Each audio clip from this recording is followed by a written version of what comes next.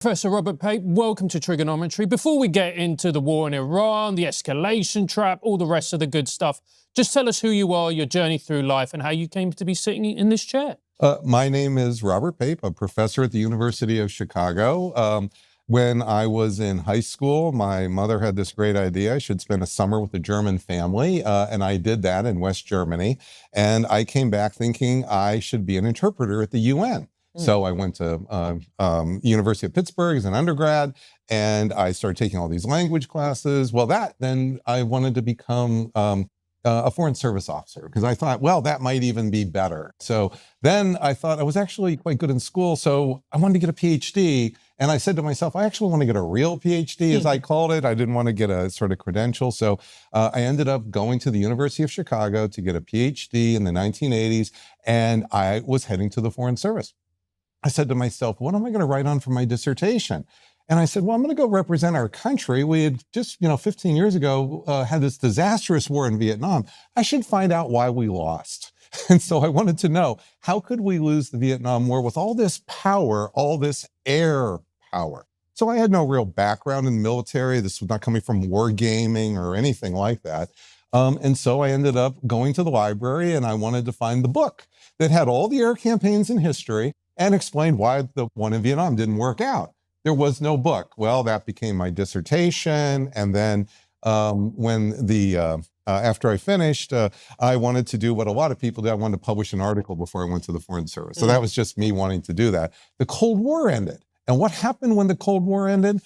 The first Gulf War, which was completely different than the Cold War. And suddenly, all of this work I had done, and I'm just a young kid at this point, I'm in the front pages of the USA Today because we have no talking heads at that point in time, no generals and so forth. Schwarzkopf was the only one who was really on television. And for 6 months, really, I was really just amazingly in the media. And that just surprised me because I could help design and structure what was the air power debate even about. And then the U.S. Air Force called me up. And I had no idea this was going to happen. It's out of the blue. I mean, who would think the U.S. Air Force, they're bombing Baghdad. And literally the month we're bombing Baghdad with the F-117s, I get the phone call. Professor Pape, would you please come down to Maxwell Air Force Base? This is where we do our mid-level officer, not the undergrad, the mid-level officers. And we're going to stand up a brand new school that's going to focus on air strategy. So, okay, well, I'll go down. And I get there, and here, the Chief of Staff of the Air Force, other four-star generals, what I'm being told is they thought the reason we lost the Vietnam War, again, they're thinking, why lose the Vietnam War, was because we didn't understand air power. I mean, that was the whole reason I've been working on my dissertation was I couldn't believe it. It was, and so I come back, I tell my family, you're not going to believe this. I think we should go to Montgomery, Alabama, Maxwell Air Force Base. I mean, I'm a Northern. I mean, this is just a very, very unusual. And it was tremendous because here I am teaching the best pilots in the world. They know how to put bombs on the targets.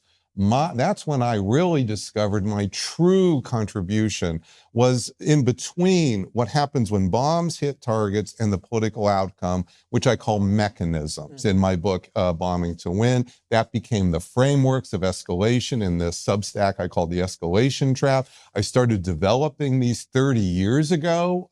I teach them now at the University of Chicago. The University of Chicago, I do have some military students, but I mostly am telling people when you go on the NSC, and I have folks who have been on the NSC, senator staffs, et cetera, these are the frameworks of escalation you need to understand because it's not, military strategy is not just about putting a bomb, that's tactics.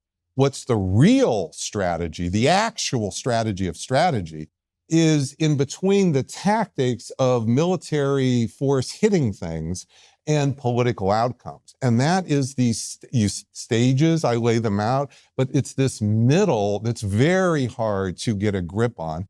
And that's really what I've been doing for better part of 30 years is focusing on, I call it the escalation dynamics. And that's true in all of my work, really, not just the air power part of my work.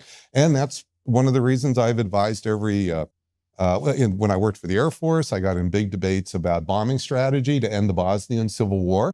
And I was very strongly showing the limits of leadership decapitation, which was becoming the Air Force's favorite way to use precision air power. And the bombing strategy that stopped the Bosnian Civil War had no leadership decapitation. It was almost pure hammer and anvil. It's almost right out of bombing to win. And that was my first time of actually having any real contribution, I would say. And then as time went on, that just continued from 2001 to 2024. I've advised every White House, that includes 2 Republican, 2 Democrat. I don't pick a president. I advise about the best the best way to manage these escalation dynamics for the good of the country. And so I hope that gives you some sense of where I've come from, why I'm here. And I used to joke I'm just still studying for the Foreign Service exam. I'm pretty sure I've aged out of that at this point. So I think I'm sort of stuck as an academic. I love being an academic, by the way. It's the perfect place for me.